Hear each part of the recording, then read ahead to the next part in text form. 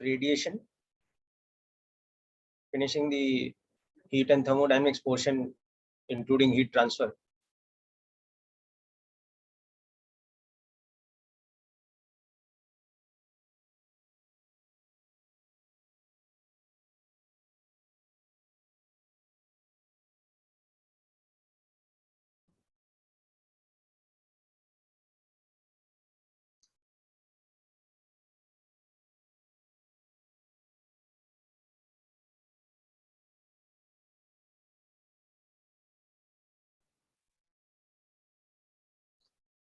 So we have looked at Stephen's law of radiation, the concept of black body radiation and emissivity, absorptivity, etc. So let's take a recap of that concept quickly before we continue forward. So what we have seen is that if we have any body whose surface has an area of, let's say, S, and temperature of capital T in kelvins, okay, and emissivity equal to E, okay, and it is in a surrounding environment which is of temperature T naught.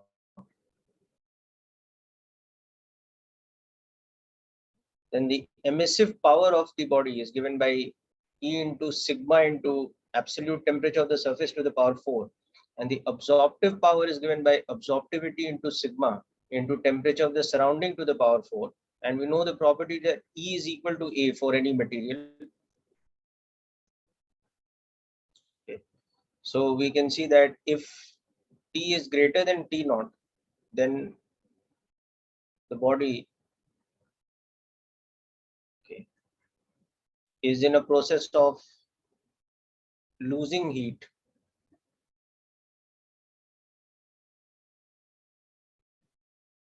by radiation, because the emissive power will dominate over the absorptive power. Okay. And accordingly, we saw that the net rate of heat loss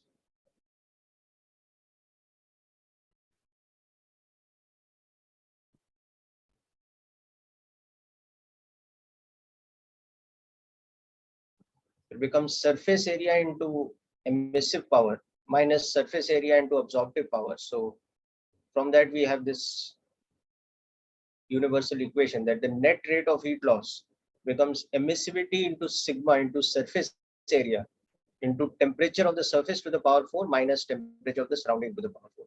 So this is the concept we have seen in the last lecture and the numerical applications of this. Now we will continue this a little bit ahead today, and through this we will see another experimental result and law called the Newton's law of cooling, okay, which is basically another way of expressing this, but under a special condition that the difference between the temperature of the surface and the temperature of the surrounding should be relatively small.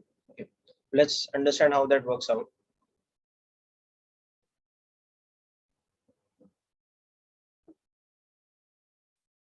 So just go through this expression and make sure everything is clear in this author terms. Okay.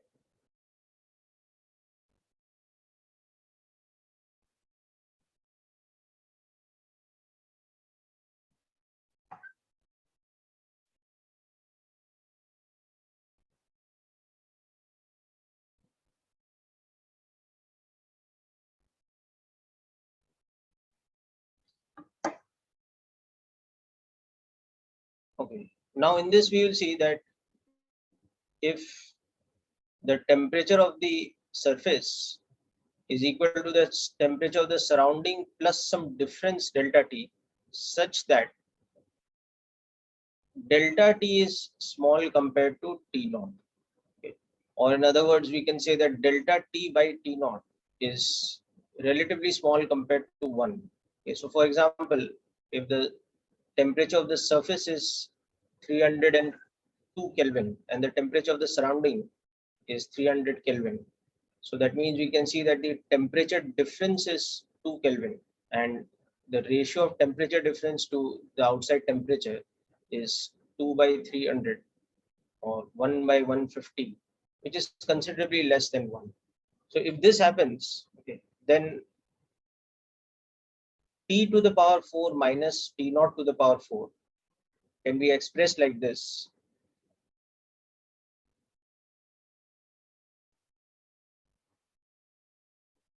Can be further expressed like this.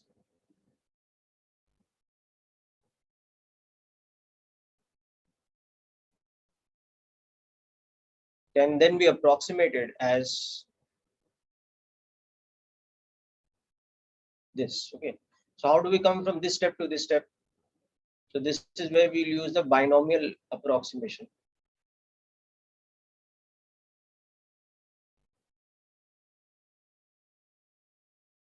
That 1 plus delta t by t naught to the power 4 will be approximated as 1 plus 4 times delta t by t naught. Okay. Because delta t by t naught is relatively small compared to 1. So this is the binomial approximation method. The general thing is that 1 plus x to the power n can be approximated as 1 plus nx when x is small compared to 1. So that concept we're applying over here. So with that now, from Stephen Boltzmann's law of cooling of radiation, that is, the net rate of heat loss, which was emissivity into sigma into surface area into t to the power 4 minus t naught to the power 4. Now this can be approximated as 4e sigma s into t naught cube into delta t, or 4e sigma s into t naught cube into t minus t naught. So this is where we have arrived at till now, by using the special condition that if delta t is very small compared to t naught, then we can apply the binomial approximation. Now, next step in this, we will see how we can relate this with Newton's law of cooling. In the statement of Newton's law of cooling, that rate of cooling is directly proportional to the temperature difference with the surrounding. Sir, we have to copy this. Yes, this part you have to note down. Okay. So in fact, you can start copying from just a little bit earlier where we were. Yeah. From this net rate of heat loss onwards, okay, how we come from that expression to now this expression below, where this earlier thing has been approximated as this.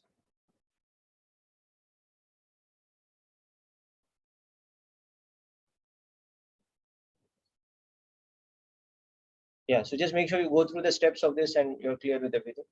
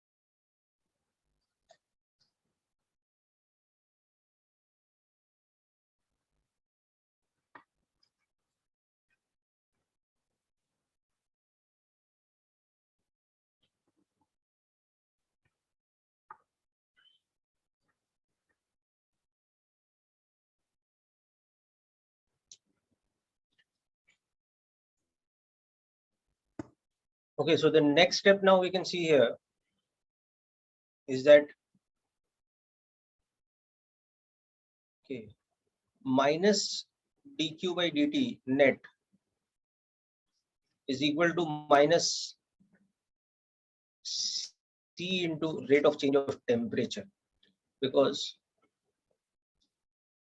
dq is equal to C dt, where C is the heat capacity of the given body.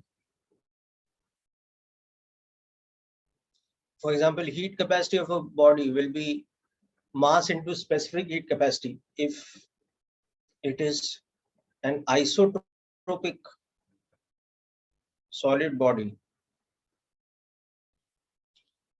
of mass m and specific heat capacity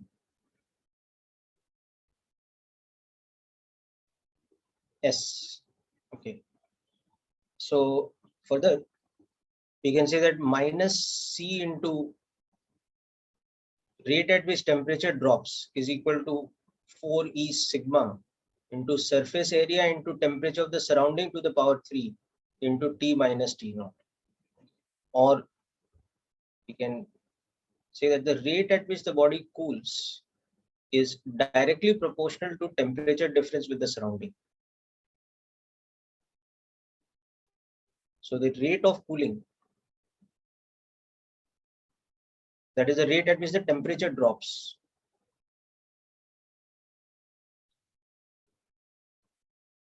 with respect to time. So that is, rate of cooling is directly proportional to temperature difference with the surrounding. Of course, provided that the temperature difference is small compared to the temperature of the surrounding. Okay. So this, in fact, here is the statement of Newton's law of cooling. This is the statement of Newton's law of cooling, what I was telling you last time about, that this is one of the experimental laws about radiation that was explored before Stephen Boltzmann's law of emission and absorption had been established. So this was purely from observation of experimental data. So this is experimental law. Sir, what you written? Law of law? Sorry? Sir, Newton's Newton's law of cooling. Okay. Newton's law of cooling. Okay, so this was an experimental law whose simple statement was this, that the rate of cooling is directly proportional to temperature difference with the surrounding, provided the temperature difference is less compared to, very small compared to the temperature of the surrounding itself. Now here you can also see that in this law, the proportionality constant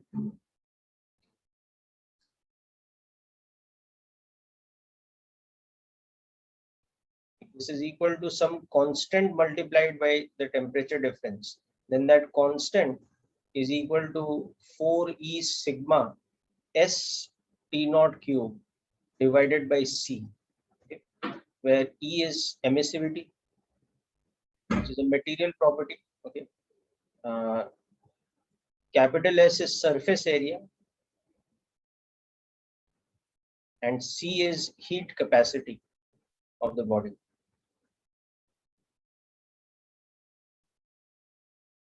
And of course, capital T naught is the atmospheric temperature or the surrounding temperature.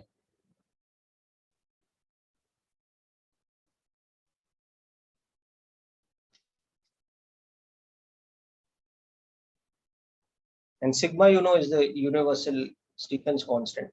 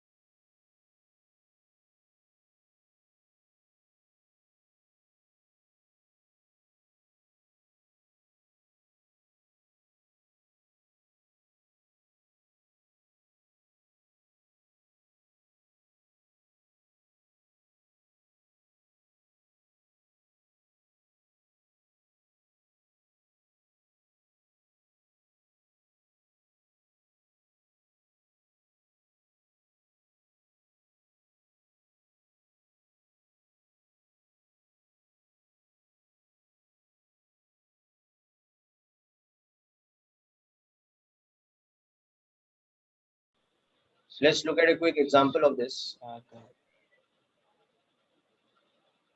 So supposing we are having like this a situation of cooling where a solid metallic sphere which has all these properties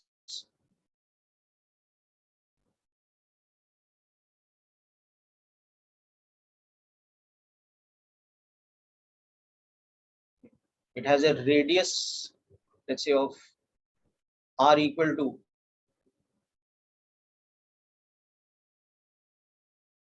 10 centimeters. Its emissivity of this metal is, let's say, 0.4.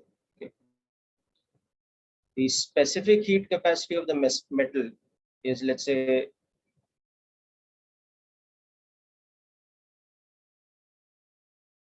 it's 0.4 joules per gram degree C. The density of the metal is, let's say, 12 gram per cubic centimeter. Okay. And now the metal surface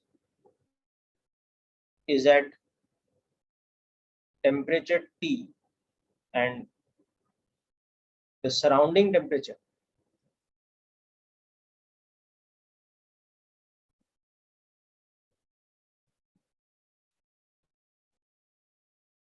is 27 degrees C. So initially, if T is equal to, let's say, 32 degrees C, then find the rate of cooling. And after some time,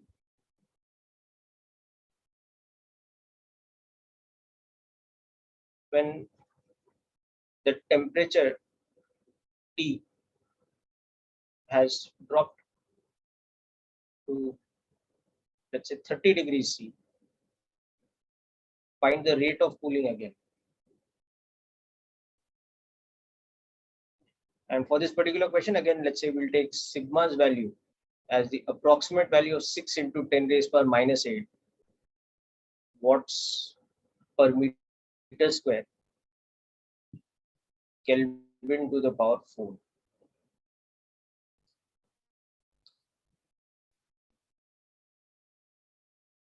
Okay, so again, we can see that if we just apply Stephen Boltzmann's law, we can deal with this quite easily.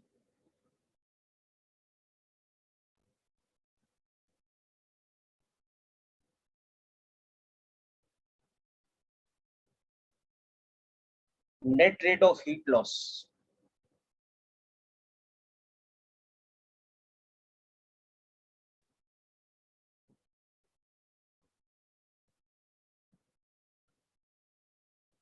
okay, but here if T is equal to T naught plus delta T, where delta T is small compared to T naught, okay, then T to the power 4 minus T naught to the power 4 can be approximated, as we saw, as 4 T naught cube delta T. So this approximation is what we'll be applying here. Okay. So minus dq by dt net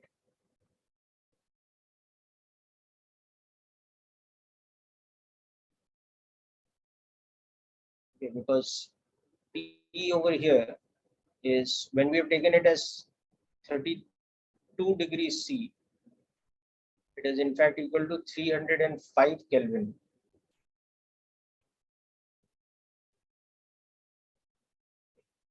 So delta T, which is 5 Kelvin, is very small compared to T naught.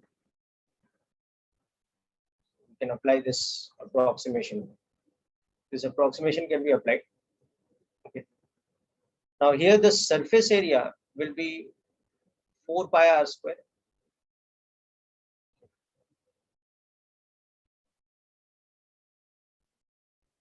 And also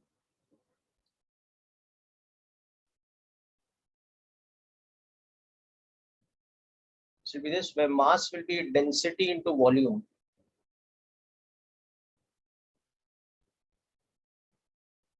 Okay. And S is the specific heat capacity. So we will get this as minus ms into rate of cooling is equal to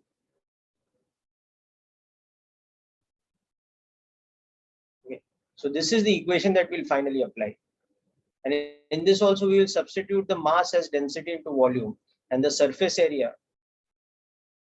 We substitute this, and on the other side we'll substitute the mass as density into 4 by 3 pi r cube. Okay. So just do this substitution here and check out what is the value of the rate of cooling that you get. We are taking everything in SI unit, so we should get the rate of cooling in Kelvin per second. Okay, if we take everything in SI unit, then we should get the rate of cooling in Kelvin per second. So just work this out, people.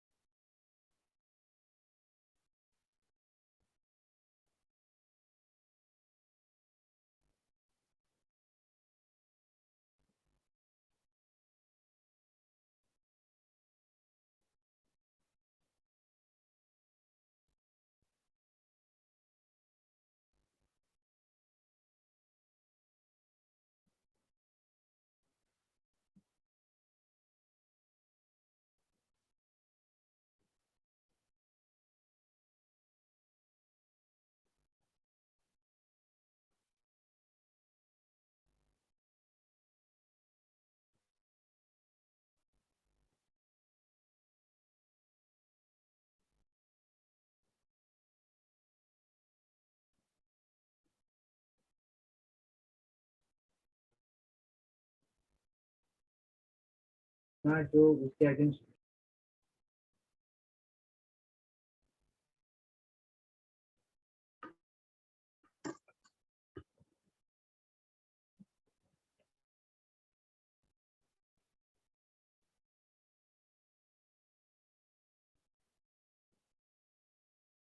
Okay, so Aditya, the answer you sent is in what unit? In Kelvin per second or? Yes, sir. Okay, okay. So Great. let's check out. Okay, so this is the concept that we'll use here. So we reached up to this stage, so you can see that the rate of cooling will be equal to some constant multiplied by the temperature difference in agreement with the statement of Newton's law of cooling. But where that constant now you can see will be 4 times emissivity into sigma into surface area into T cube divided by m into small s. Okay, so that is 4e sigma. Now surface area we can write as 4 pi r square, okay, divided by this term which will become density into 4 by 3 pi r cube, okay, into the specific heat capacity S. So we can further simplify, right, and write this as 4e sigma T naught cube upon density into R into S, and there's also 1 by 3, so that 3 will go into the numerator. So this constant will become 12e sigma T naught cube upon density into radius into specific heat capacity. Okay. So this final constant that we are getting, it is subject to the condition that we are dealing with a spherical body, which is isotropic in nature. It will always be a constant, but the exact value of that constant, that depends on various factors, including the shape and size of the body, which is this. Okay. So this is becoming 12 into, now we can substitute all the things. So we have taken uh, emissivity as 0.4, radius as 10 centimeters. Okay. Sigma is that universal constant. Now T naught was 300 Kelvin cube, divided by, now density we'll have to convert. So density was 12 gram per cc. So we'll convert that to 12 into 10 raised by 3 kg per meter cube. Okay. And specific heat capacity was 0.5 joules per gram degree C. So that will become 0.5 into 10 raised power 3 joules per kilogram Kelvin. Okay, so we'll have to substitute these values now.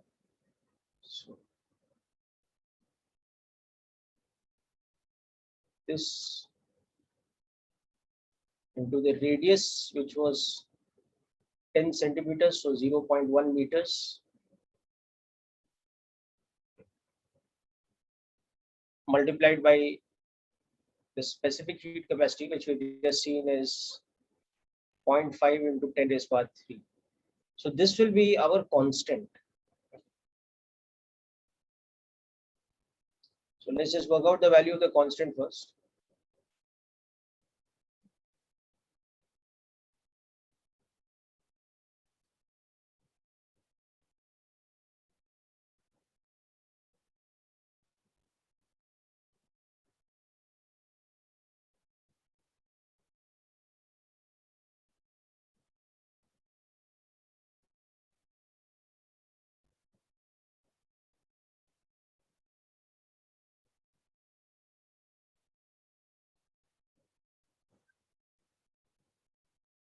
Okay, so you can check out my calculation, but this is what I'm getting.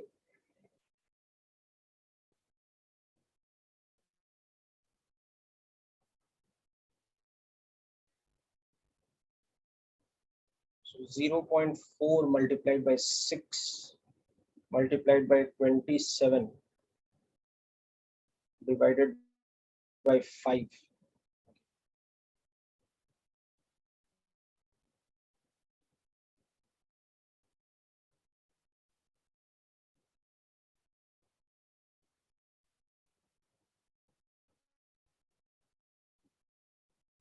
Per second. So it's a very comparatively small constant like this. Oh, sorry, this will be in per second. Okay. And then when we multiply with temperature difference, then we'll get it. So the unit of this will be in per second. So now putting this constant back over here, we can see that in the first part, initially, when the temperature was 32 degrees C or 305 Kelvin, this temperature difference is 5 Kelvin. So the rate of cooling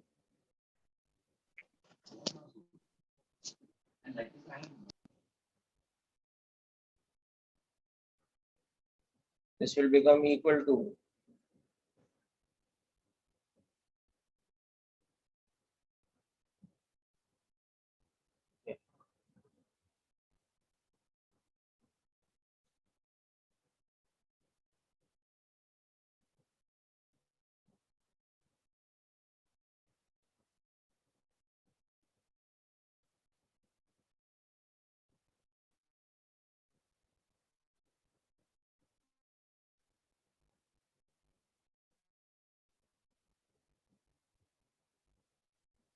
so it's a pretty small number. You can see that is approximately 0.0038 Kelvin per minute. It literally takes a long time for it to cool down. The rate of cooling is a very slow process. So literally it's going to take hours for the object to cool down and come to room temperature.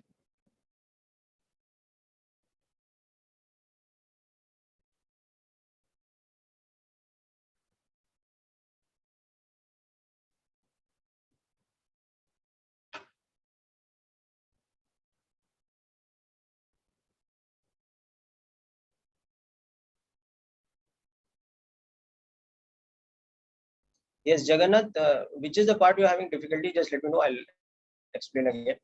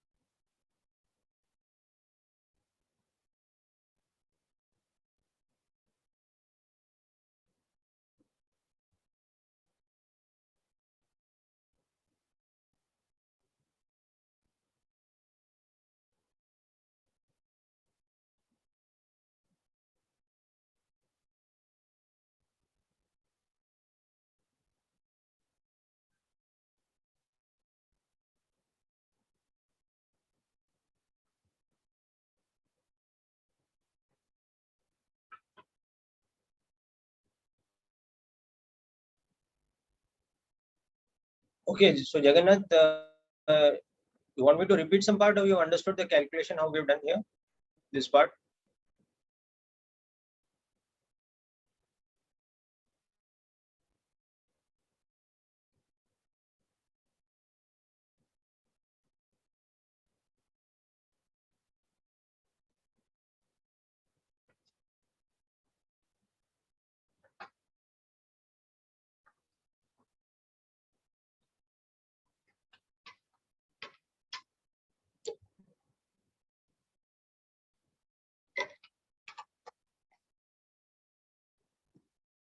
Okay, no problem. Take your time. Okay, okay.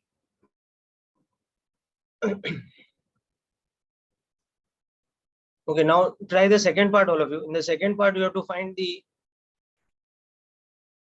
rate of cooling when the surface temperature is reduced to 30 degrees. So at that instant, what is the rate of cooling?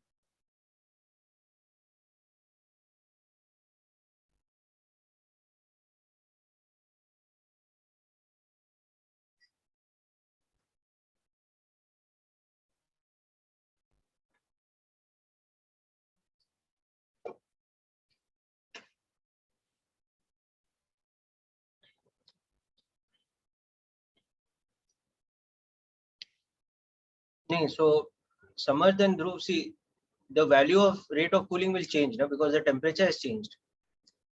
See, we have got this relation that the rate of cooling in general is equal to this constant, whatever it is, which is this value here, into temperature difference with the surrounding. Okay, so in the first part, this rate of cooling at T equal to, what was it, 305 Kelvin.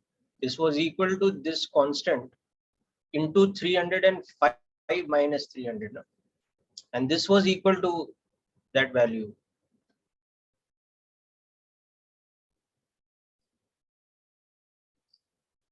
Kelvin per second.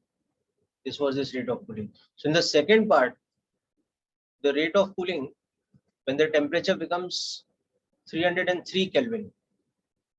This is 303 Kelvin. That is the same constant, but into 303 minus 300. So this we want to find out. Okay. So we can see that if you just divide these two equations, you will see that the rate of cooling at 303 Kelvin with respect to the rate of cooling at 305 Kelvin is just this temperature difference divided by this temperature difference. So it's very simple really, it's a proportionality. No? So the temperature difference has become 3/5 of what it was. So the new rate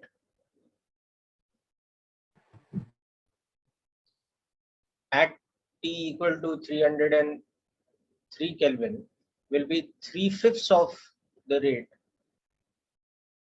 at 305 Kelvin. Okay, so it will be just 3/5 of 1.296 into 10 raised per minus 5 Kelvin per second, or 3/5 of So this that value. was the constant. No, that wasn't the rate of cooling. नहीं यही था ना, rate of cooling तो ये था, this was the rate of cooling. Oh sorry, 6.48. Yeah, you're correct. So this should be replaced with 6.48, not 12.96. Yes.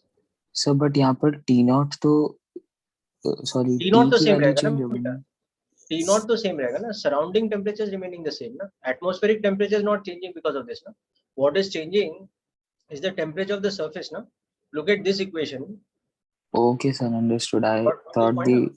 Yeah. yes, I thought that was changing atmospheric. I looked. Sorry, sir. Yeah. So yeah. So it's okay now. So this value should be put in 6.48 into 10 raised per minus 5. So we'll just replace this with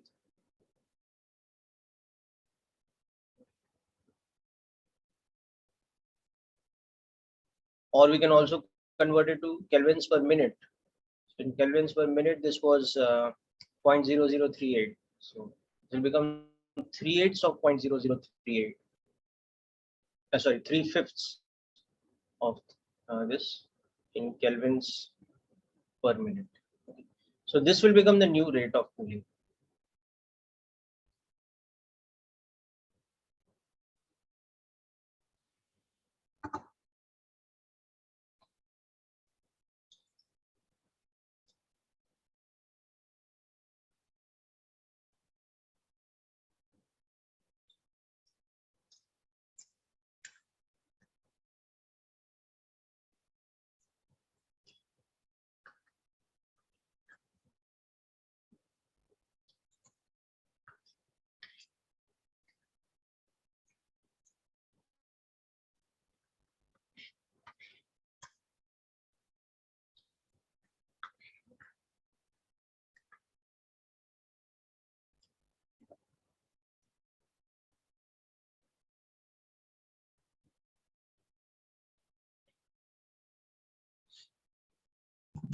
So Yes. why can't we just write the new T minus T0 and substitute it in the equation? So sorry, Krishnan, come again. Why can't we just write which thing? T minus? The new value of T minus T0 and substitute it with the equation constant into T minus T0. You substitute. ना वही तो आएगा ना. मतलब when you substitute the value of the constant, that's what you'll get. ना. The constant was how much? It was 1.296 something into 10 Yes. raised per minus 5. So when you multiply this with the temperature difference, now that is 3, no? Okay. No, so Yeah, that I will did be that. 3. So I got a little confused as to what Okay, you. okay. So just the thing is, the convenient way of doing it is that you are saying that okay, the rate of cooling when the temperature was T1, that is this constant only into T1 minus T0. Whereas by the time your temperature has changed to T2, the rate of cooling has accordingly changed to T2 minus T0.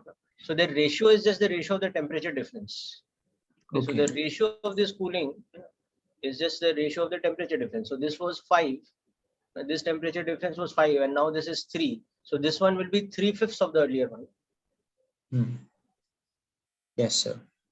Okay, so that's the important thing. So this is clear now, hope to all of you. Yes. Okay, now next let's move on to variation of temperature with respect to time for the situation that of course T minus T naught is very small compared to the temperature in this one. So how exactly the relationship between temperature and time goes? We've already seen the relation of the rate of change of temperature, we know. Okay. So what about the relationship of the temperature itself with respect to time, how it varies? Okay. So now we know that suppose at T equal to 0, when I started my experiment, the temperature of the surface was some initial value Ti, and the temperature of the surrounding is T0. Okay.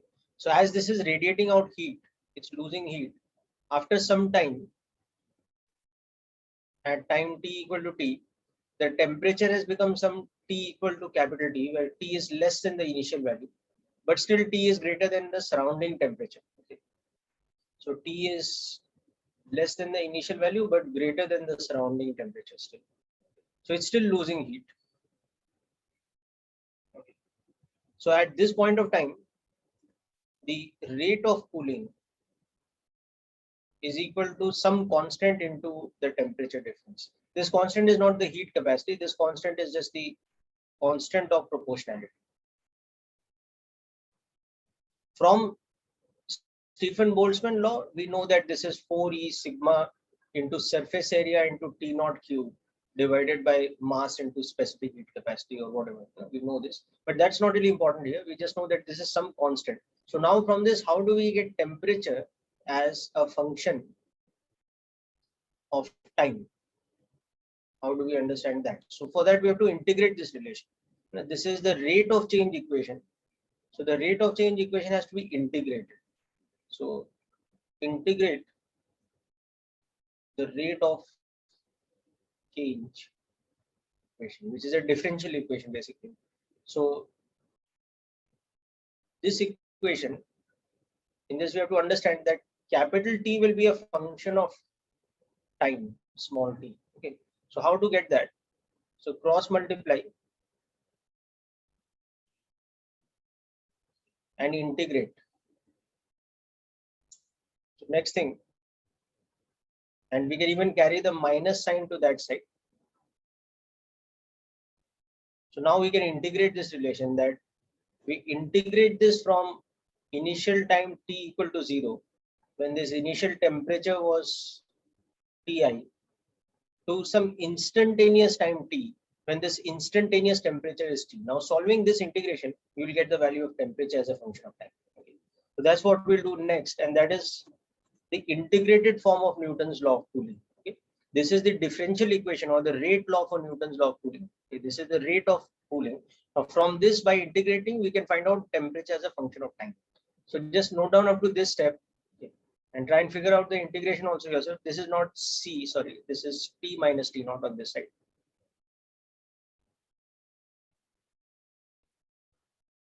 To understand that when we are doing the integration, capital T is the variable, T naught is a constant. On the other side, small t is the variable, C is a constant. So come to this step and do the integration, put the limit yourself and see how it comes out to be.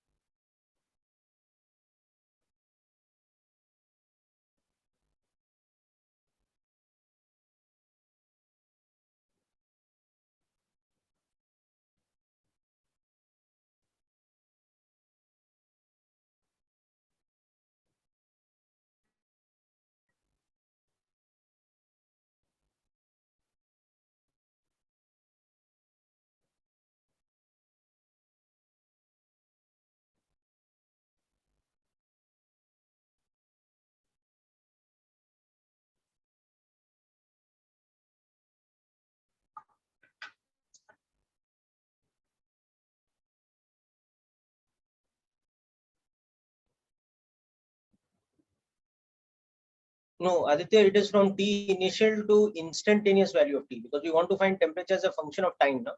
Okay, So we sir. have to So I integrate. solved it. Yeah, So very वो good. So what kind of exponential में करना है. integration? Yeah, you'll get ln over here first and correct. Then when you take Ti. anti-log, you'll get exponential. Yes, sir.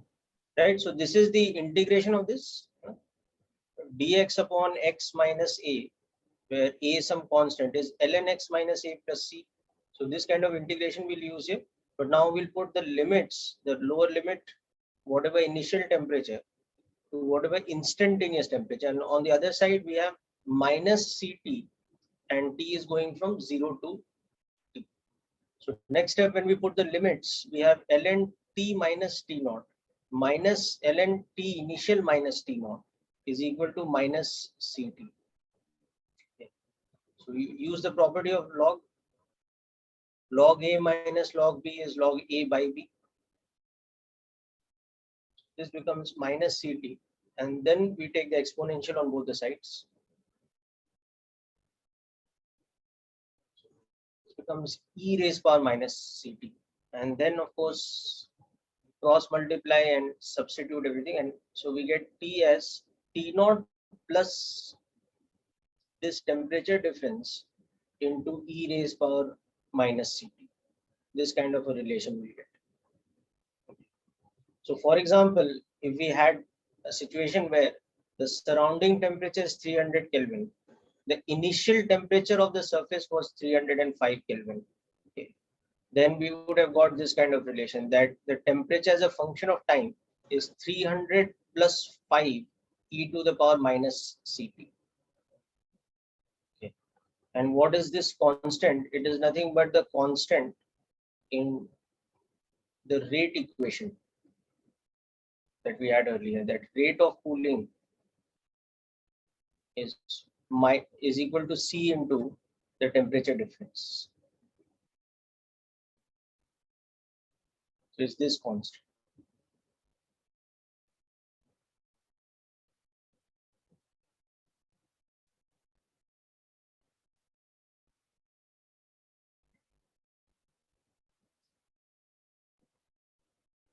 So we put this data, then we get this.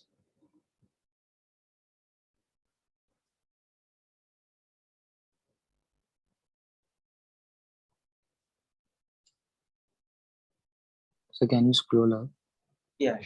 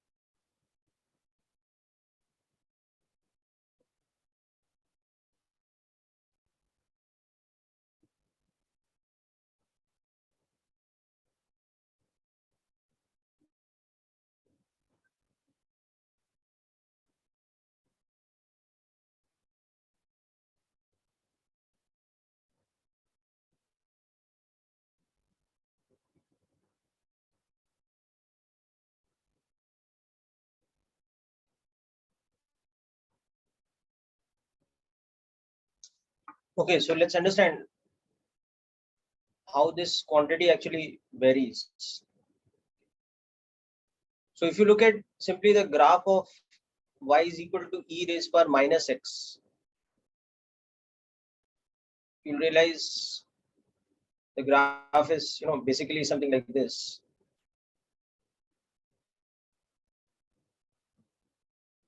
At x equal to 0, its value is 1. Okay, but as x tends to infinity, y tends to 0. Okay. So, for example, y is equal to e raised power minus some constant into x will also look very similar. Only the slope of the graph will be a little bit different. It might drop more rapidly or it might drop less rapidly, depending on whether c is greater than 1 or less than 1. Provided, of course, c is a positive quantity. If c itself is a negative quantity, then be a different story. This point will still be 1. But for example, here at x equal to 1, the value of y is 1 by e. Okay, but here at x equal to 1, the value of y will become 1 by e to the power c.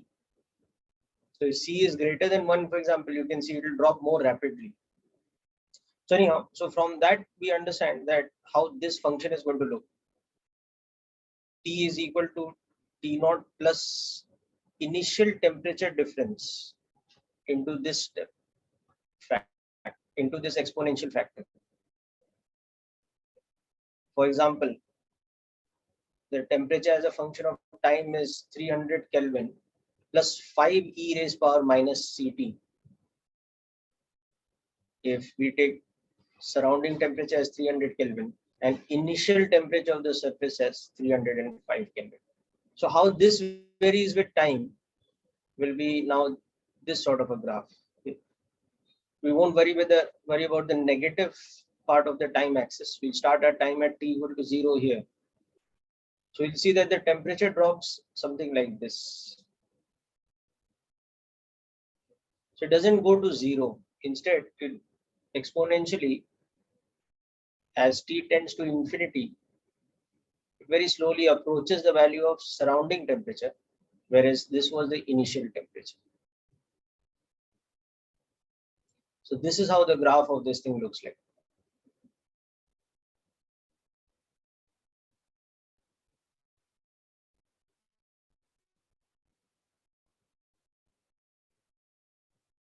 So the interesting thing you can see here, which you have already seen before also, that the rate of cooling, which is basically magnitude of the slope, this decreases as time progresses. The rate at which it's cooling is becoming lesser and lesser as the temperature is coming closer and closer to the surrounding temperature. So that's also a very interesting and important factual thing about the application of Newton's law of cooling. Okay, so let's look at an example question next. So at t equal to 0, the surface temperature of a body is, let us say, 31 degrees C in an environment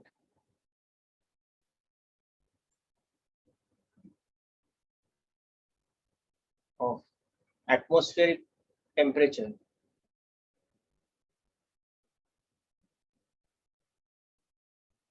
T naught equal to 27 degrees C.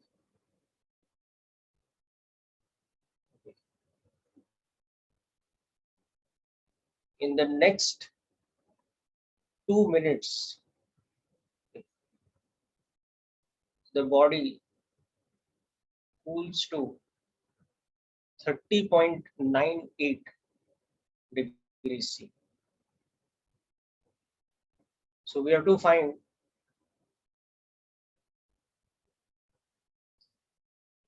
the time taken to cool from 31 degrees C to 29 degrees C. Okay. And then further, the time taken to cool from 29 degrees C to 28 degrees C. So when we do this calculation and correlate it with the graph above, we'll see an interesting aspect of this graph. We'll see another interesting property of this exponentially decaying kind of graph.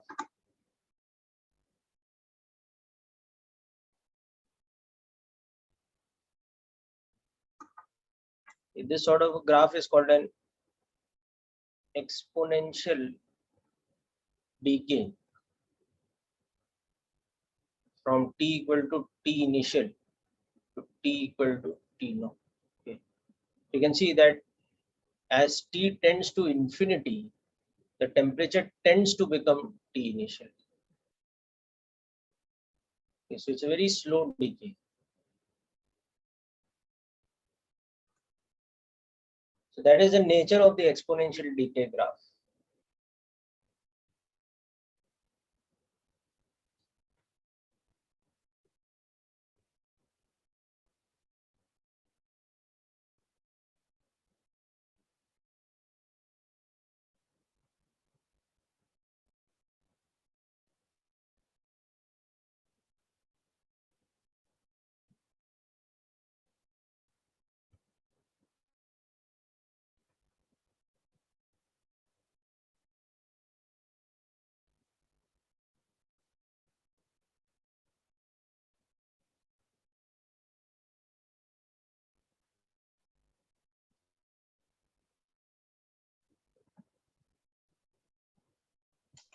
Sir, could you go back up for a minute?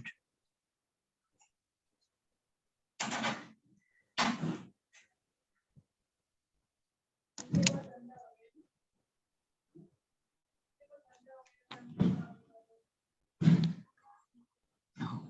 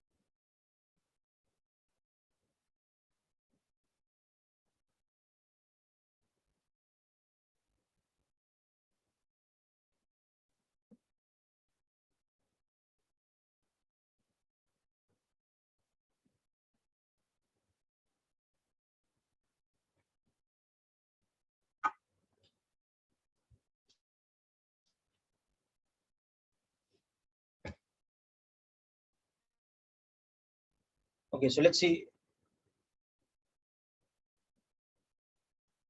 Okay, Aditya, you got the answer to the first part. Okay, Shikhar, let me explain how that happens. See, that's why I made the graph for you people earlier. In this graph, see what is happening. In this relation, as x tends to infinity, what happens to y? Y becomes e raised power minus infinity. No? That's 1 by e raised power infinity. So that's of the type 1 by infinity. So that's 0. No?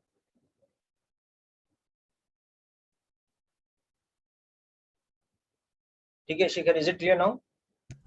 Yes, sir. Okay, good. Okay. So that is the nature of the exponential graph. Okay. So here now in this one, see what's happening. T will not tend to 0. Instead, it will become 300 because here you can see that at t equal to 0, e raised power minus ct is e raised power 0, which is 1. Okay. Which is 1.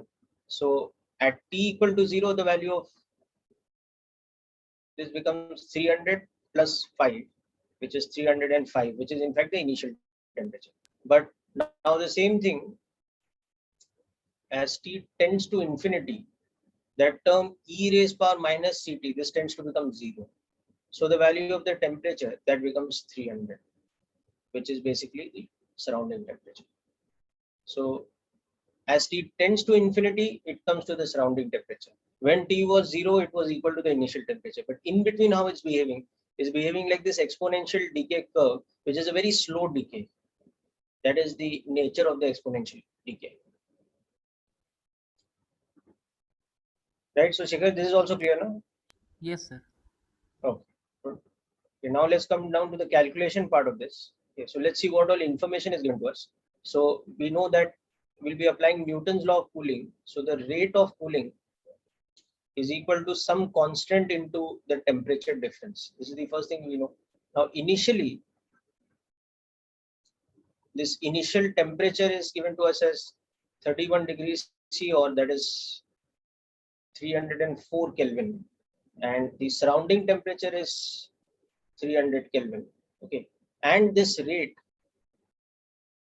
at T initial, that is given to us as how much? That is given to us as, now see, in the next 2 minutes it's falling by this much.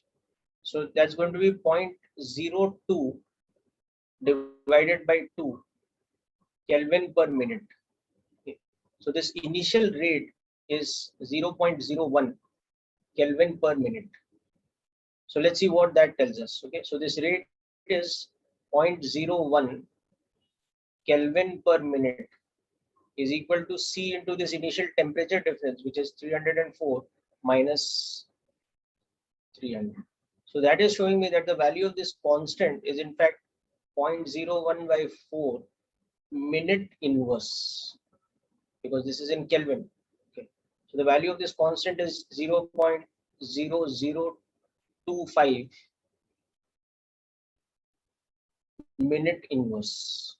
Okay, so that's an extra piece of information that I'm getting from this fact that is given to me, that the temperature is dropping from 31 degrees C to this much in time interval of 2 minutes.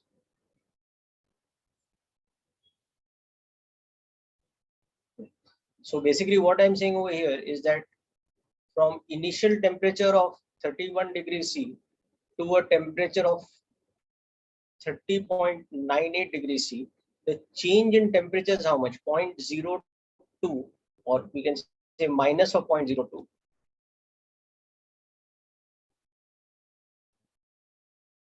Kelvin in a time interval of how much?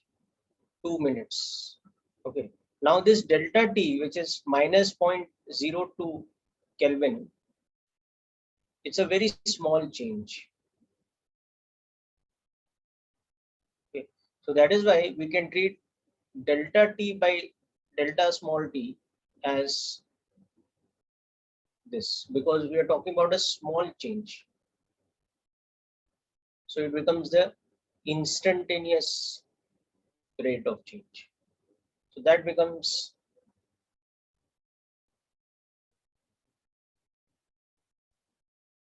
so From this, we can say that the instantaneous rate of cooling become 0.01 Kelvin per minute. Okay, so that's how we are applying this over here.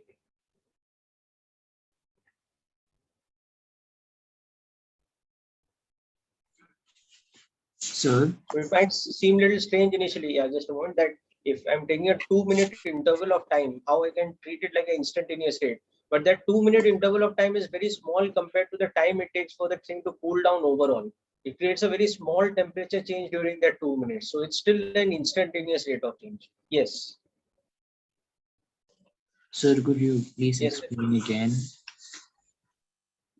So see the data what is given to me now, the temperature is dropping from 31 degrees C to 30.98 degrees C in 2 minutes. Right, this information is given to me. So for that change from 31 to 30.98, what is the value of delta capital T? It is 0.02 Kelvin with a minus sign. Right, this point is clear now? Yes. So temperature is changing by this much in this much time. So for that time interval, I can say the average rate of change of temperature is how much? It is minus of 0.02 divided by 2, or minus of 0.01 Kelvin per minute. That is the average rate of change of temperature with time. Right? Now see that temperature change itself is a very small quantity. No? Overall, the temperature is going to drop from where to where? It's going to drop from 31 to 27. No? So it's going to drop by 4 degrees C or 4 kelvins. So for an overall range of 4 kelvins, what we can say about the small change of 0.02 Kelvin? It's a very, very small change. No? Yes.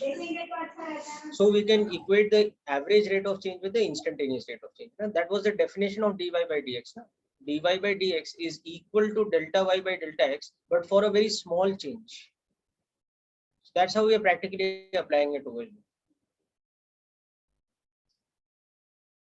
Okay, is it completely clear now? Yes, sir. Okay, sir. Okay. So this is the first piece of information that we have, that this constant is equal to 0.0025 minute inverse or per minute. Okay. As you can see, this constant has to have the dimension of minute inverse, because when we multiply it with a temperature, it should give me in temperature or Kelvin per second or Kelvin per minute. So it has to be in time inverse, the unit. So it's in minute inverse. Okay. Now the next thing we want to do is we want to find the total time taken for the temperature to change from the initial value, which is 304 Kelvin, to now a new value of 302 Kelvin. Okay. During this time, the temperature of the surrounding is 300 Kelvin. So now you can see that this change is a change of 2 kelvins. It's a change of, so this is not a small change. This we cannot treat this as a small change. So for this interval of time, we have to use the equation temperature as a function of time. We have to use that equation. So temperature as a function of time we had seen was this. So in this case, that will become temperature at any time is equal to 300 plus the initial temperature difference 4 into e raised power minus Ct, where we even know the value of C now. The value of C over here is 0.0025 per minute, like this. Okay. So now in this, what we have to do is we have to substitute the value of temperature as 302 Kelvin, and correspondingly, what is the value of time we have to find out. Understood the process now? Okay. So substitute here. So 302 is equal to 300 plus 4 e raised power minus Ct. We'll put the value of C later.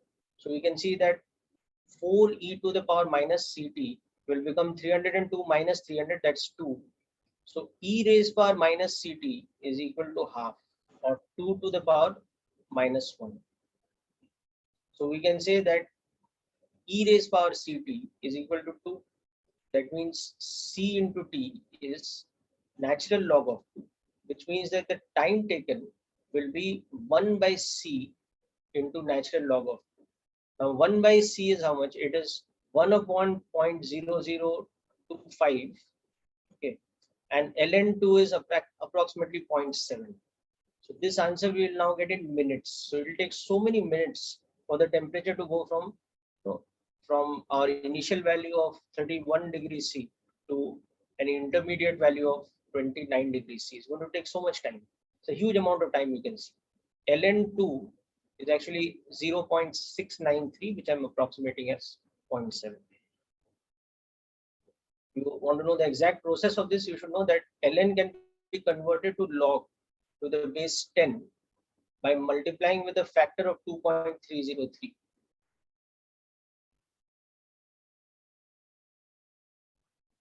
So this becomes, so this is the process for the calculation of this. So you can see that it's a whole lot of minutes actually. So quite a long interval of time. Just complete this calculation here. So it is 10 raised power 4 into 0.7 divided by 25 in minutes alone. So it will be something in hours actually. So this time will be quite a few hours. It will be 7,000 divided by 25 minutes.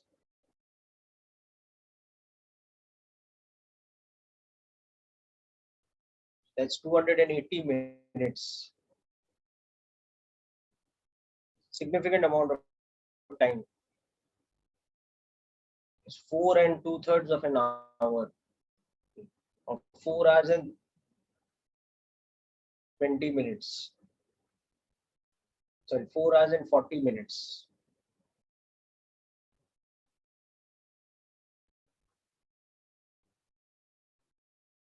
And that is what typically happens when you have a body at a temperature which is slightly above the room temperature outside. It takes a whole lot of time to cool down by every degree C.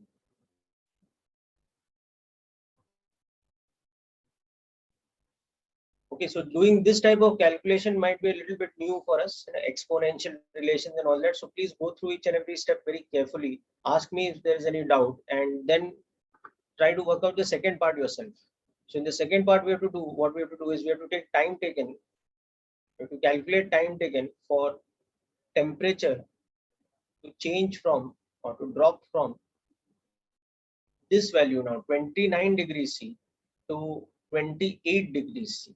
Okay, not yet the surrounding temperature, because the surrounding temperature was 27 degrees C. Okay, but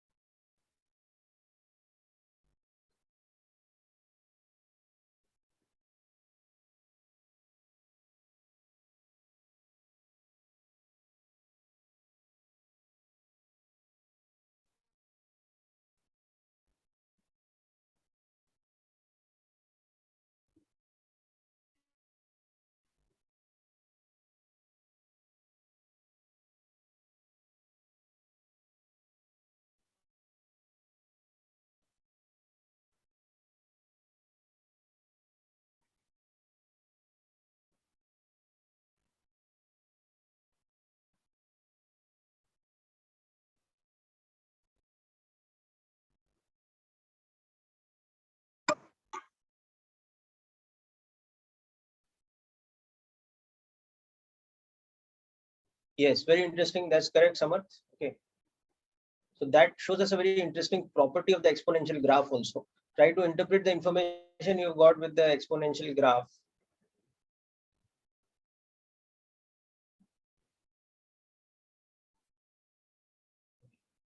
Shikhar, hope you understood the answer to the question we sent earlier, na? How we can use the temperature time relation if delta T is not small. So this is how we have to use it, by using the integrated equation. Yes, sir.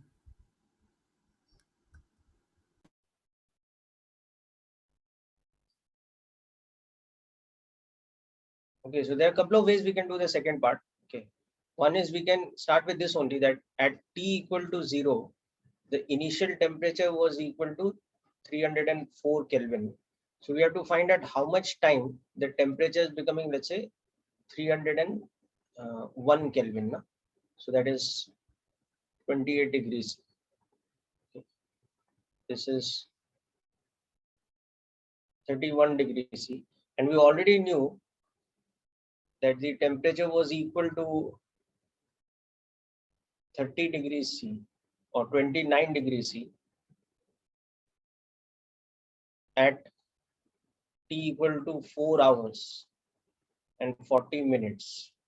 Let's say this time is T1. So now to find the given time, we have to just subtract this time, whatever we'll get from this time T1. So that's one way of understanding this. Okay, so we can use this, that T is equal to this relation again. So this time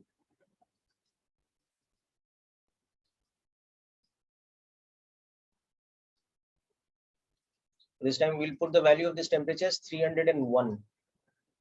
So that is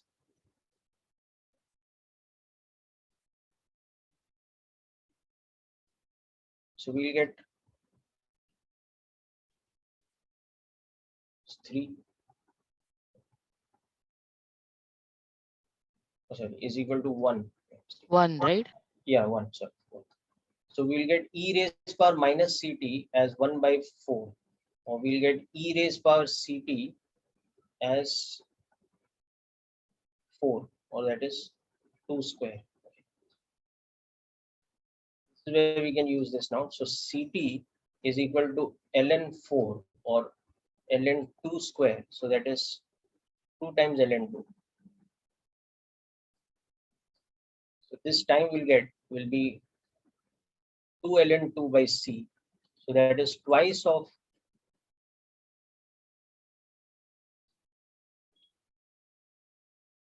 much in minutes.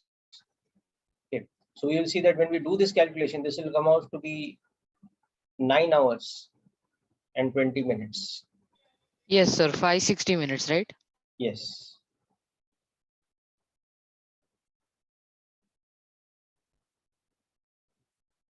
Okay. Because this time was 280 minutes. So this will come out to be 560 minutes. 9 hours. So now we can see that therefore from 29 degrees C to 28 degrees C, the time taken. So this was at T equal to 280 minutes. This is at T equal to 560 minutes. So the time interval will be the same. So this is just double of this. Okay. So many of you got this, that will take the same amount of time to go from 29 to 28 as it took initially to go from 31 to 29. Okay. So that when I show it in the graph, you'll understand it shows an interesting aspect of the exponentially decaying graph.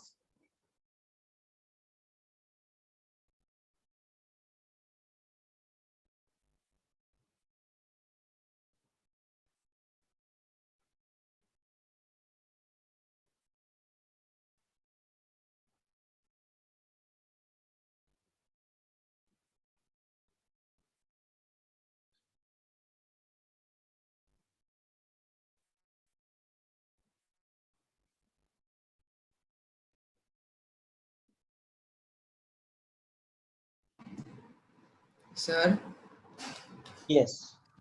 sir, we could do this calculation from 29 degrees Celsius to 28 degrees Celsius also, no? वो भी कर सकते हैं. Yes, that's correct. So what we can do is we can reset our clock. Okay, that the at t equal to 0 now. Let's take the temperature. Initial value of temperature as 29 degrees C. Okay, or 302 Kelvin. Sorry, as 29. Okay, that's how much now? 302 Kelvin. Sorry. Okay. And we want to find out that temperature is equal to 28 degrees C or 301 Kelvin at what time. So we can do that also. So we'll substitute 301 as 300 plus, this time we'll write it as 2 e raised power minus ct and solve this for time. Okay, because here we would have taken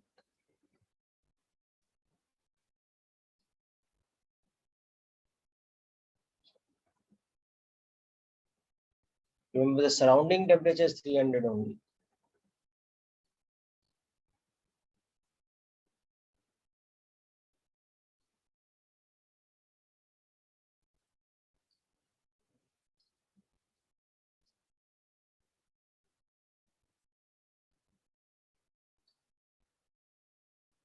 So this is one way we could have done this. Okay.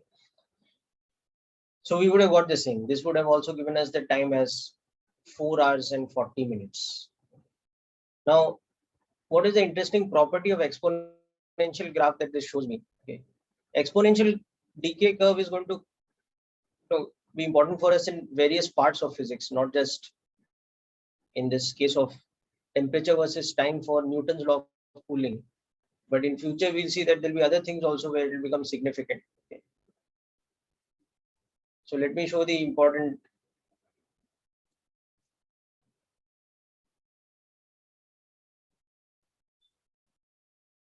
Just a minute.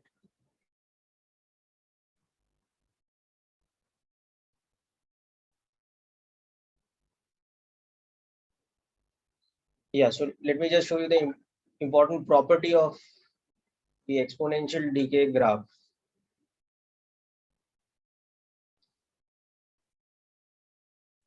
Sir, this graph is for what? Can you repeat again? Temperature versus time. Okay. Temperature versus time, that graph that we're talking about. So in this case, it was this graph.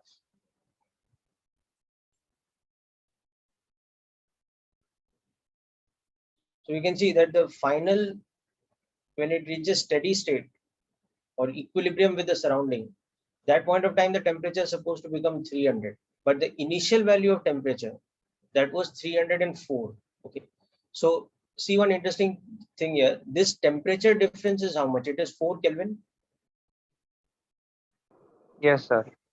So when it reached the intermediate temperature of 302 Kelvin, it had half this difference. Now this difference now has become, with respect to the surrounding, this difference has now become 2 Kelvin. Yes. Okay, this particular time it takes, now suppose we label it as a special time, that is t half. Okay, so this t half will come out to be ln2 divided by c, where c is this coefficient. Okay, so this is the time taken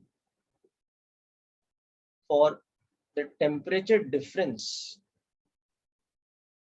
Okay, that is t minus t naught to reduce to half its initial value. Now this remains a fixed quantity. So now you can see that further, when I go from this to the next situation, so right now at whatever this time is, okay, what is the value of the temperature difference? Is 2 Kelvin. So when I reach 301 Kelvin, so what is this temperature difference now become? It's become further half of this now. Yes, sir. So this time, So at every interval it is becoming half. So it will yes, turn yes, yes. into infinity, sir. Exactly. So that is what it shows you, that this time interval is t half. This time interval will also be t half. Okay. So the total time here will be how much? It will be 2 times t half. Okay. And then this will further become half. Okay. Then this will further become half. And in principle, it will take infinite number of half times for it to decay to exactly this much. Okay. So the temperature difference becomes half of its initial value in this much time, ln2 divided by c, where c is this coefficient. So that is why we were getting this. We were getting, since we were getting this as 280 minutes, right? That is why we were getting this as exactly 560 minutes. And now we can even predict that another 280 minutes, this will become how much? This will become 300.5. Put an in between temperature here of 300.5. We can now even predict, and we can redo that calculation also later. You can see that this time will become 3 times this half time. So add another 280 to this, so that will become how much? Then it will go on 300.25 Yes. and 300.125. 840, no? नहीं 300.5 बेटा, because ये देखो 301 और 300 का जो difference है वो 1 kelvin का है ना, तो वो half हो जाएगा. Okay. Sir, minutes. हाँ sir, 840. वही तो. Sorry, 840 is it? Okay. 840. Okay. Yes, 840, that's right. All right, so this is an important property of exponential graph. We will come back to this property in various chapters. Like next, I mean, in class 12, one of the chapters we'll study when we see the decaying of charge in a capacitor or the decaying of current in a charging circuit, or later we'll come to radioactivity and we'll see how in alpha decay and beta decay, etc., how the number of radioactive nuclei decays with time. That's also exponential. So we'll see this concept of half time. Sir, so this In concept is applied in radioactivity, it is called half-life. half-life. Yes, exactly. Yeah. It is called And half-life. mean life. Because then, mean life is like inverse of that. Yeah.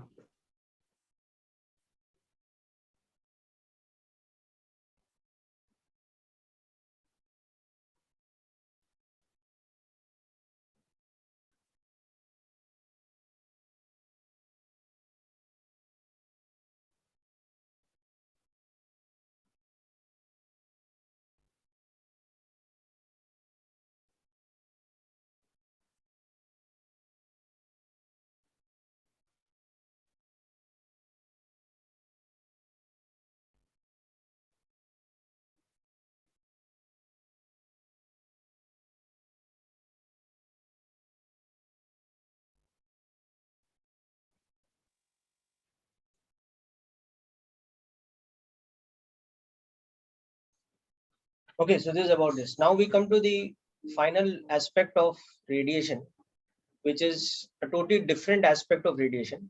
It is to do with the spectral emissive power. So black body radiation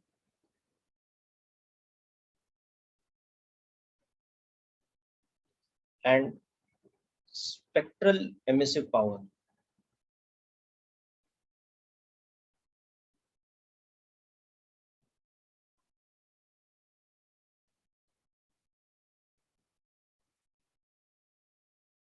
So basically, when any body is radiating heat or when it's emitting heat, it's emitting in the form of electromagnetic waves, which are distributed over a spectrum. Okay. So the radiation emitted by a body or a perfect black body even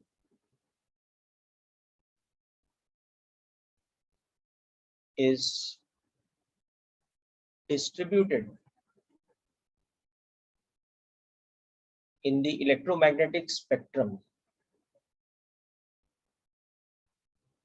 That is the range of wavelengths of electromagnetic waves. Now, on the one hand, you can see that the longest wavelengths are for radio waves, which have wavelength of the order of meters even. Okay, and the shortest is gamma radiation. Okay, But somewhere in between, for example, is X-rays, which has wavelength of the order of Armstrong. Okay, then you have visible light, which has 400 to 700 approximately nanometers wavelength. You have microwaves, which are longer in wavelength. So radio waves have the longest wavelengths, and gamma radiation has the shortest. So therefore, the most powerful in terms of penetration power. You also, of course, have infrared and ultraviolet. So most of the electromagnetic radiation that comes from black body radiation type or black body type surfaces is in this region, somewhere in this region, typically capturing the ultraviolet to infrared.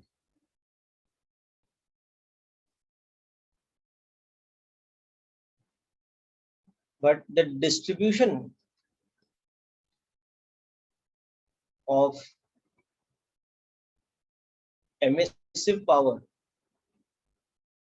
over wavelengths or the spectrum is temperature dependent. Okay.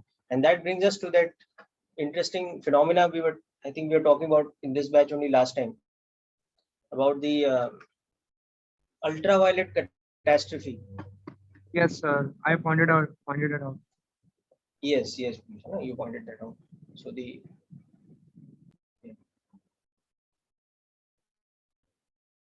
so while we cannot get into the cause of that, because it is from quantum mechanics, but we will understand that as a experimental law over here. Okay. So first of all, we'll define something called spectral emissive power.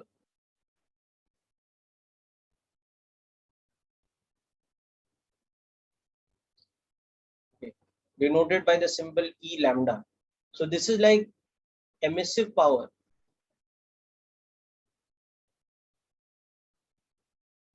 for a specific wavelength, lambda. Okay, so it is energy emitted per unit time, per unit surface area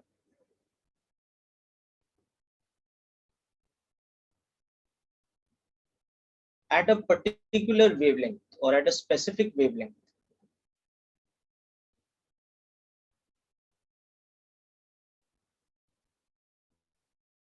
Lambda. Okay, and then we will see that the distribution of spectral emissive power over a range of wavelengths or over the electromagnetic spectrum for a given black body, how that varies with respect to temperature.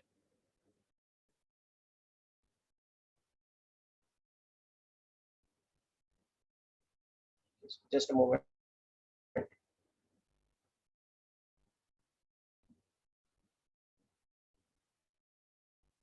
Yeah, so we will see the variation of this spectral emissive power. That is, you can think of it like a specific emissive power at a specific wavelength.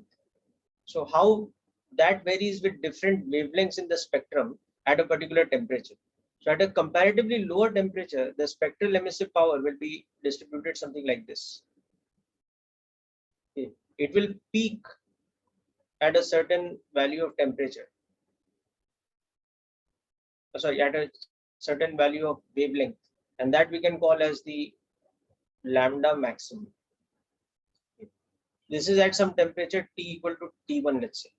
But now if we increase the temperature of the body to a higher temperature, we will see that this It decreases. distribution, yes, the overall energy increases, but the peak wavelength that decreases. So this graph will have to go in such a way that it doesn't cross the first graph at any point, because now this temperature T2 is greater than T1. So at any particular wavelength, it's emitting more, but the wavelength at which it is emitting most, the peak value, that has become, let's say, prime now. So that value would have changed.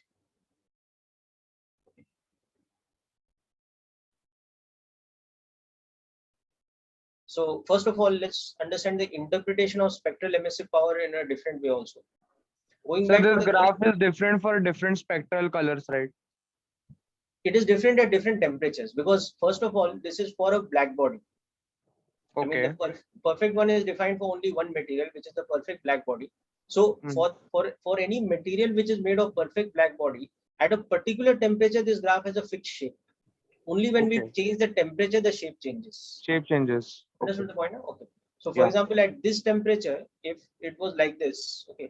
Now let's see the interpretation of this. That means at some particular wavelength lambda 1, we are having some amount of emissive power, let's say Okay. E lambda 1. Okay. So now if I draw another wavelength very close to it, so this one is lambda 1 plus d lambda. Plus the lambda. Yeah. Okay. And we draw a strip like this. Now the area of this strip, will be actually dE, which will be the energy per unit time per unit area Per time per unit area. at all wavelengths which are in that range, Okay. which are in that range from lambda 1 to So lambda, lambda 1 plus d d lambda. Okay. Yeah. So therefore now if I add up to calculate this total area, You have to integrate it. yeah, if we integrate that to calculate the total area, that is integration of E lambda d lambda from 0 to the extreme side on this side. So obviously it decays and goes to 0 somewhere. Okay, so the extreme value here, then it will give me what? The total energy radiated per unit time. So it will give me emissive Okay. power. Okay. So that is first thing to understand, that the area under the graph, area under E lambda versus lambda graph, that is equal to the emissive power. Okay. And that is why Yes. you can see that at a new temperature, it will change in such a way that the total area has to increase now. Okay. So Yes, sir. suppose the area is A1 at temperature T1. So that emissive power at the temperature T1 is proportional to T1 to the power 4. No? Yes. Whereas now the area A2 at temperature T2, that represents the emissive power at this. T2 raised to the power. So the ratio of these two areas now, that has to be T1 by T2 to the power 4. Power 4. Yeah. So that is the first thing that you should know about the interpretation of the comparison of two graphs or the two spectral emissive curves at two different temperatures. They will be shifted in such a way that the total area for the larger temperature will be the total area for the smaller temperature into that factor of temperature to the power 4. So for example, if T2 is equal to double of T1, remember T2 and T1 are in kelvins.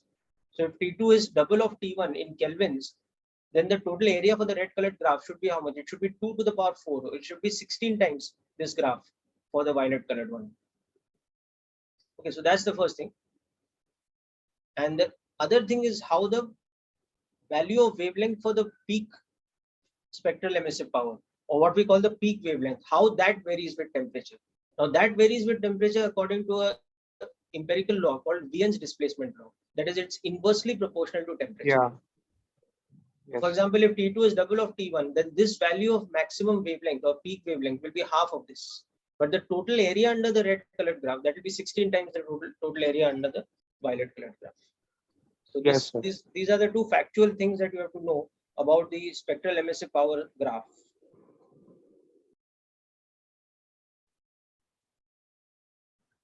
So now why exactly this graph behaves this way was a huge matter of controversy in physics for a long time. And it was one of the first aspects of quantum mechanics that was then accepted. Or it was one of the first things in which, the experimental values that we got from a system were explained by quantum mechanics solely. So it went a long way in establishing quantum mechanics as a credible science. Just like something simple like, your spectral, the line spectrum that you get from hydrogen-like elements, the Lyman series, Balmer series, those lines, the values of those line spectrum wavelengths, that was also something that went a long way in establishing the quantum nature of atomic physics, which basically starts with quantization of angular momentum. MVR is equal to NH by 2 pi.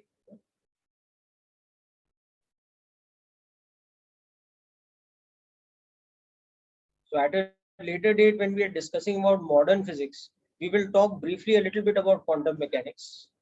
But as such, it is a very it's a very advanced concept in physics, which some of you will learn depending on what branches of engineering you take, and others can learn only out of self-interest.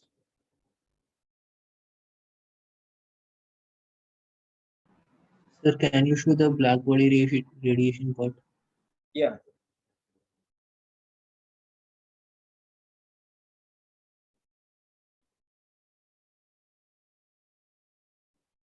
We'll just take another 5 minutes or so to complete this portion.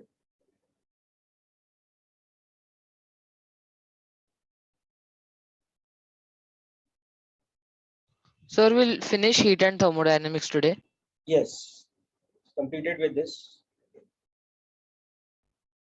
Actually, it is completed with Newton's law of cooling for the major part. Now, this last part, which is spectral emissive power and the statement of Wien's displacement law, which we're coming to next, is just a single formula. So it has very little weightage and importance in JEE from that point of view. But you have to know it. It's an important part of your knowledge of physics.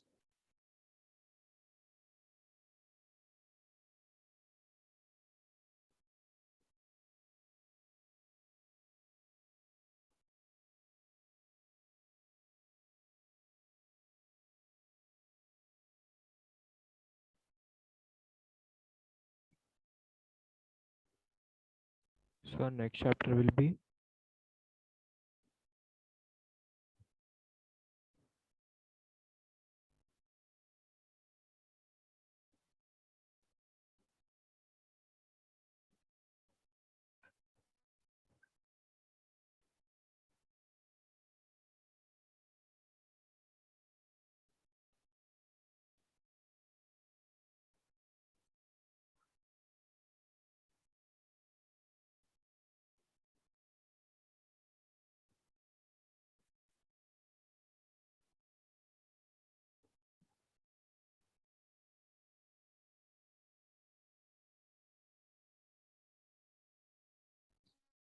Okay, so now let's come to the other aspect of the graph. One was that the total area under the curve, that represents what? It represents the emissive power. So it is proportional to T to the power 4.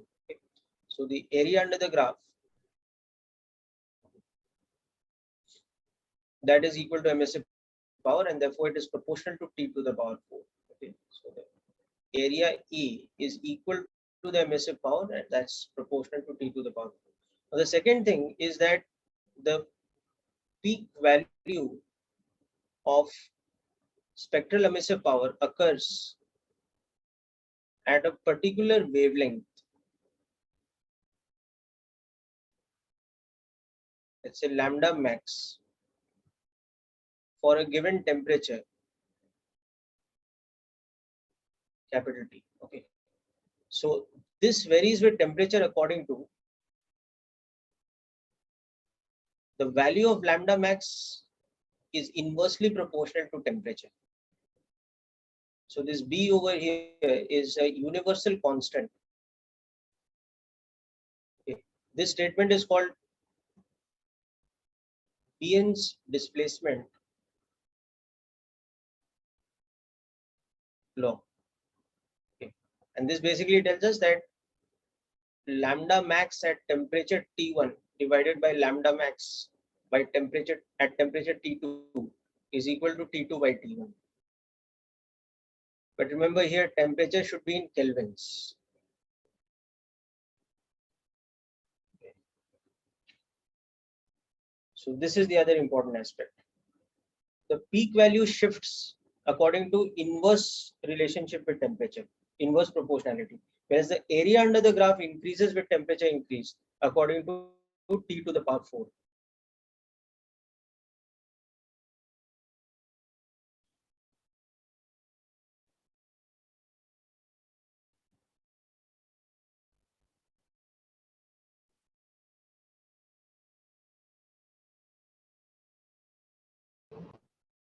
So the value of this Wien's constant is almost 3 or 2.89 into 10 raised power minus 3 meter Kelvin.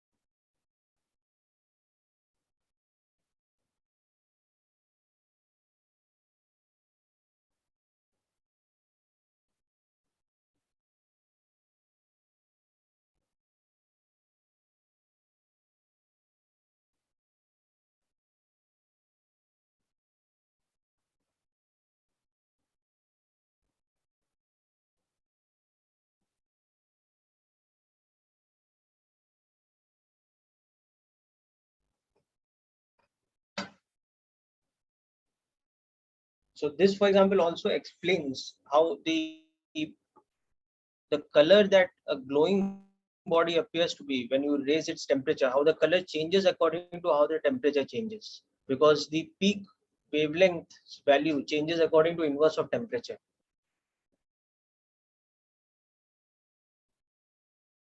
Okay. So it's a purely theoretical principle, and you can read more interesting facts about black body radiation and Wien's displacement law and etc. on the net also. But fact is that it's not very important for us from the exam weightage point of view. You have to just know this formula, that the peak wavelength multiplied by temperature is a constant, or the peak wavelength at a given temperature is inversely proportional to the temperature itself. So with this, people, we complete heat and thermodynamics, right? So we will start with the next section of physics, which will be fluid mechanics and properties of matter in the next lecture. In between, we will keep some time aside for solving questions and doubts that you might have as you complete the exercises. Because fluid mechanics is also comparatively a very easy chapter of physics, so we'll be able to set aside some time. Okay, yeah, B is called the Wien's constant, Wien's universal constant. That's correct. So next chapter we will be doing will be this thing, fluid mechanics. In that we'll start with a chapter called hydrostatics, right? Hydrostatics and hydrodynamics. Hydrostatics will have the principle of buoyancy, pressure gradient, Archimedes principle, etc. Then hydrodynamics will have Bernoulli's equation and continuity equation and its applications. And from there we will move on to properties of matter, which will be elasticity, Hooke's law, etc. And then finally surface tension and viscosity.